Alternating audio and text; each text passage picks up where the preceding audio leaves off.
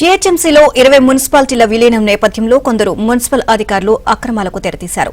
అసంపూర్తి భవనాలకు ఆక్యుపెన్సీ సర్టిఫికెట్లు ఇవ్వడం ఒకటే కాకుండా కోర్టు వివాదాల్లో ఉన్న భూముల్లో నిర్మాణాలకు పచ్చజెండా ఊపడం, ఆస్తి పన్ను పెండింగ్ కేసుల క్లియరెన్స్ పేరుతో అడ్డగోలు వసూలుకు పాల్పడడం, పార్కుల్లో నిర్మాణాలు చేశారు అనే ఫిర్యాదులు ఉన్న భవనాలను క్రమబద్దీకరణ చేయడం వంటి అనేక అవకతవకలకు పాల్పడ్డారు.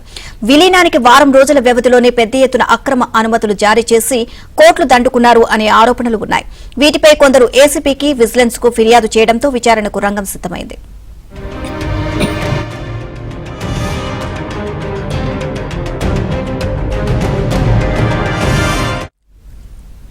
జీహెచ్ఎంసీలో విలీనమైన కొన్ని మున్సిపాలిటీల్లో కోర్టు వివాదాలు ఉన్న భూముల్లోనూ నిర్మాణాలకు అనుమతిస్తూ ఉత్తర్వులు ఇవ్వడం పురపాలక శాఖలో చర్చనీయాంశంగా మారింది. ఓ కార్పొరేషన్ పరిధిలో హైకోర్టులో కేసు నడుస్తున్న స్థలంలో మున్సిపల్ కమిషనర్ స్వయంగా కేసు విచారణకు హాజరైనా అక్కడ భవన నిర్మాణానికి అనుమతులు ఇవ్వడం వివాదాస్పదమైంది. మరో కార్పొరేషన్ పరిధిలోని ఓ కాలనీలో ప్రభుత్వ లెక్కల్లో పార్కులుగా చూపించిన స్థలాల్లో అక్రమంగా నిర్మాణాలు చేపట్టినా అలాంటి వాటికి అనుమతులు, ఓసీలు జారీ చేసి పెద్ద మొత్తంలో వసూలు చేశారు అనే ఆరోపణలు ఉన్నాయి. నాలాలు, కుంటలను ఆక్రమించుకొని చేపట్టిన నిర్మాణాలకు సైతం ఓసీలు జారీ చేసినట్లు తెలిసింది.